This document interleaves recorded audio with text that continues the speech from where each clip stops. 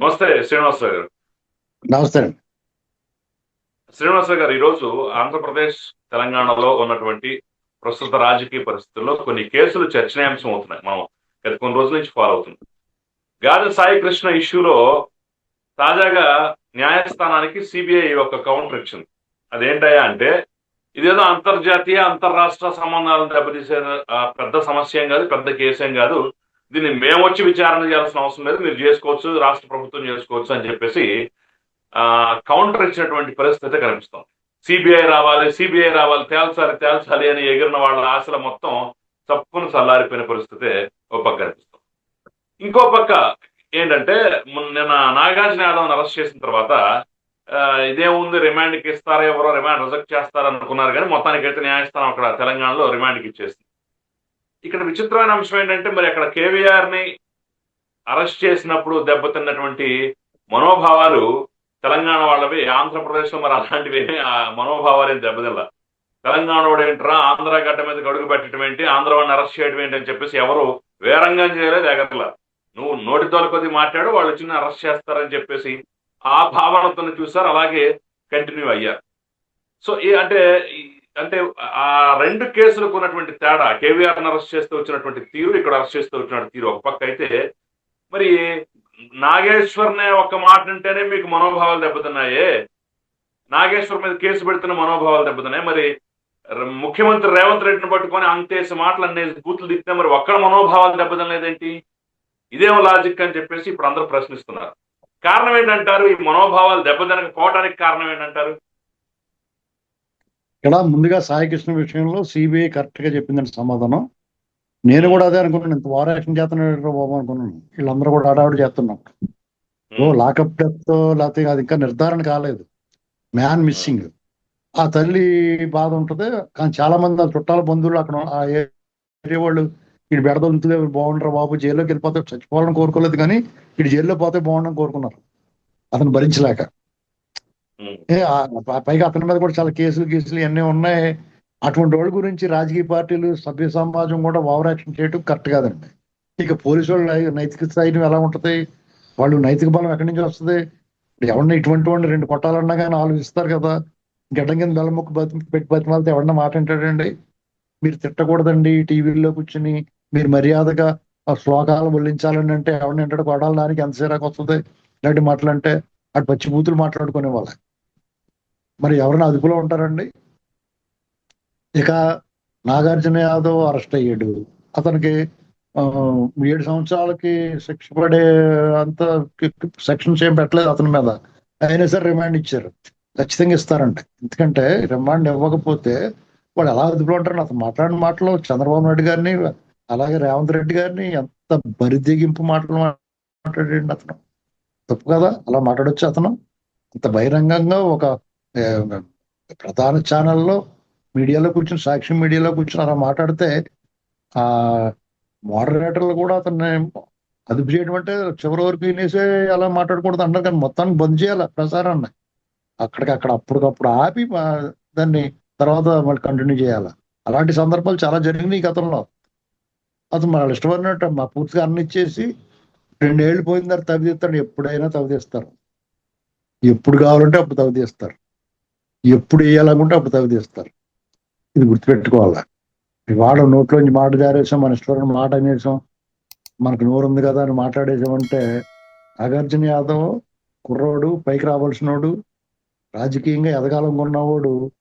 వాళ్ళకి కొడాలి నానిని, వంశీని, లేకపోతే రోజాని ఆదర్శంగా తీసుకోకూడదు. వాళ్ళ పార్టీలోనే కొంతమంది ఇంకా మంచి లీడర్స్ ఉంటారు కదా, అలాంటి వాళ్ళని, లేకపోతే వేరే పార్టీ నుంచి వచ్చిన వాళ్ళు ఉంటారు కొంచెం మంచి వాళ్ళు, అలాంటి వాళ్ళని ఆదర్శంగా తీసుకుని వాళ్ళ దగ్గర ట్రైనింగ్ అవ్వాలి. ఎదుటోళ్ళు అందరూ ఉన్నవాళ్ళు అందరూ బూతులు మాట్లాడరు కదా చాలా మంది. వాళ్ళు ఎవరు రాయలసీమకు సంబంధించిన ఒకళ్ళిద్దరు తప్ప మిగతా వాళ్ళు అందరూ కూడా గడికోట శ్రీకాంత్ రెడ్డి, లేకపోతే ఆ రెడ్డి, రెడ్డిలు అందరూ బాగానే ఉంటారు. మరి ఎందుకని మాట్లాడతారు? ఎందుకు వచ్చిందంటే రామచంద్రారెడ్డి,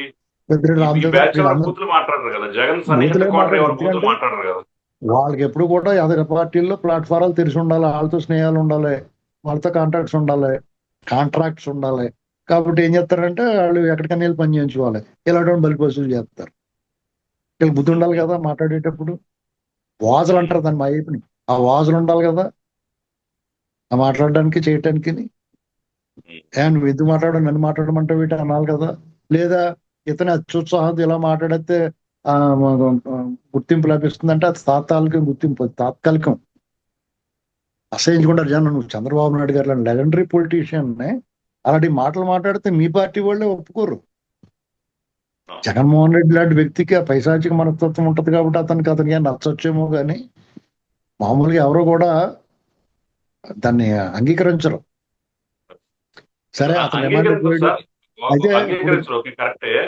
కానీ మనోభావాల విషయంలో మరి ఎందుకని నాగేశ్వరన్ మీద కేసు పెడితేనే, నాగేశ్వరన్ ఒక కామెంట్ చేస్తేనే మనోభావాలు విపరీతంగా దెబ్బతినిపోయి రౌండ్ టేబుల్ పెట్టేసి ఆంధ్ర వాళ్ళని తిట్టేసినటువంటి పార్శ్వం యాదగిరిలో పృథ్వీరాజులు ఆ ఈ బ్యాచ్ అంతా ఎక్కడ పోయారు? మరి ముఖ్యమంత్రి, సాక్షాత్తు ముఖ్యమంత్రిని పట్టుకొని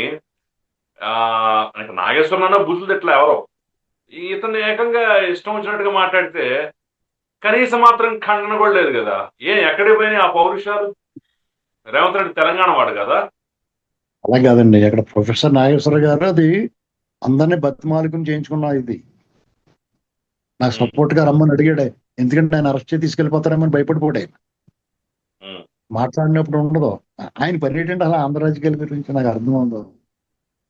పోనీ నోటితోలా ఆగదో, మనకి ఏదో ఆదాయం వస్తుందలే, ఏదో చెప్పాలి హరికథ కాలక్షేపం అన్నట్టుగా ఆయన ఏదో చెప్తుంటే ఆ మాట్లాడేది కరెక్ట్ గా మాట్లాడు. ఇప్పుడు నీకు మీకు ఒక ఆదాయం ఉంది కదా, వేరే వాడు మీ ఇష్టాలు ఉంటే దాన్ని అంతర్లీనంగా లైటర్ వేవ్ లో చూపించాల ఒక ఎడ్జ్. అంతేగాని లేనిపోని కూడా మాట్లాడి నిజమేనేమో అనుకుంటే ఇవాళ అమాయకులు ఎవరు లేరు.